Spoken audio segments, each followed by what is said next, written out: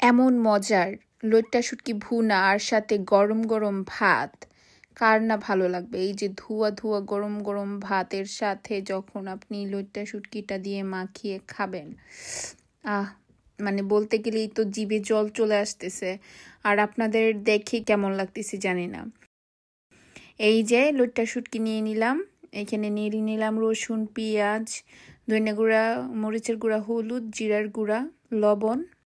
আর আমি একটা কড়াইতে তেল দিয়ে দিচ্ছি, এটা আপনাদের পরিমাণ মতো দিয়ে দিবেন। তেলটা গরম হলে রসুন দিয়ে দিলাম। রসুনটা দেওয়ার পরে এখন আমি এখানে পেঁয়াজ দিয়ে দিচ্ছি।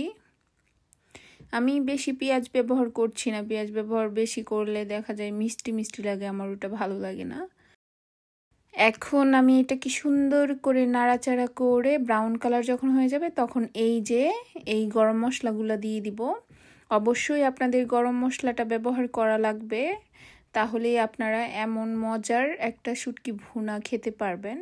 এই পর্যায়ে আমি শুটকিগুলাকে দিয়ে দিয়েছি। শুটকিগুলা সব কিছুর সাথে একটু ভেজে নিব। এখন এখানে একটু আদা বাটা দিয়ে দিলাম।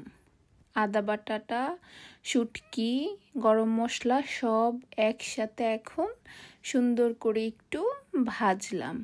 ভেজে এখন এই পর্যায়ে সব মশলা এটার মধ্যে ঢেলে দিয়েছি। এখন এখানে সব কিছু সুন্দর নেড়ে চেড়ে নিতে হবে, যেন পাতিলের সাথে লেগে না যায় কিংবা মশলাটা যেন পুড়ে না যায়। আর আমি ভালো করে নাড়াচাড়ার পরে এখন অল্প করে পানি দিয়ে দিলাম। অল্প অল্প করে পানি দিব। এইখানে পানি দিয়ে দেওয়া হয়েছে, গরম পানি কিন্তু দিতে হবে অবশ্যই। গরম পানি দিয়ে এখন আমি ঢেকে দিলাম।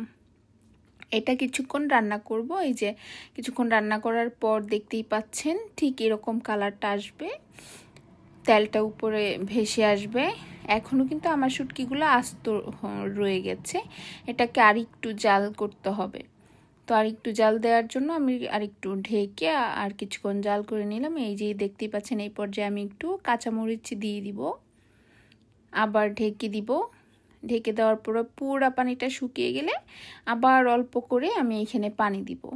আমি দুইবার পানি দেওয়ার কারণ হচ্ছে আপনার একবারে বেশি পানি দিলে আপনার পুরা শুটকিটা ভেঙে যাবে।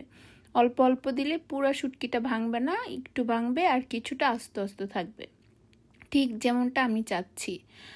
আর এই পর্যায়ে এই যে দেখতে পাচ্ছেন পুরা পানিটা শুকানোর পরে তেলটা যখন উপরে ভেসে আসবে তখনই হয়ে যাবে আমার শুটকির ভুনাটা। এখন আর একটু ঢেকে দিয়েছি।